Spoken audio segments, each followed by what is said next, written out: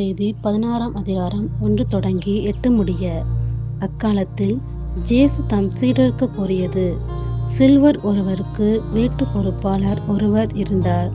அவர் தம் தலைவரின் உடைமைகளை பாழாக்கியதாக அவர் மீது பழி சுமத்தப்பட்டது. தலைவர் அவரை கூப்பிட்டு, உம்மை பற்றி நான் கேள்விப்படுவது என்ன? உம் பொறுப்பிலுள்ள கணக்கை ஒப்படையும். நீர் இனி வீட்டு பொறுப்பாளராய் இருக்க முடியாது என்று அவரிடம் கூறினார். அந்த வீட்டு பொறுப்பாளர், நான் என்ன செய்வேன்? வீட்டு பொறுப்பிலிருந்து என் தலைவர் என்னை நீக்கிவிடப் போகிறாரே.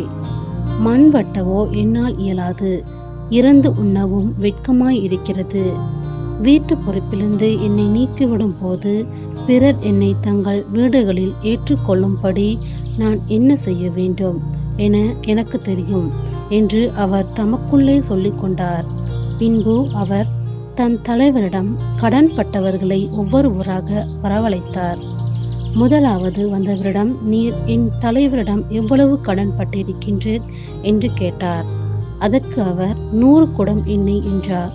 வீட்டு பொறுப்பாளர் அவரிடம், இதோ உம் கடன் சீட்டு, உட்கார்ந்து 50 என்று உடனே எழுதும் என்றார். பின்பு அடுத்தவரிடம், நீர் எவ்வளவு கடன் பட்டிருக்கின்றீர் என்று கேட்டார். அதற்கு அவர், 100 மூட்டை கோதுமை என்றார். அவர், இதோ உம் கடன் சீட்டு, 80 என்று எழுதும் என்றார். நேர்மையற்ற அந்த வீட்டு பொறுப்பாளர் முன்மதியோடு செயல்பட்டதால் தலைவர் அவரை பாராட்டினார்.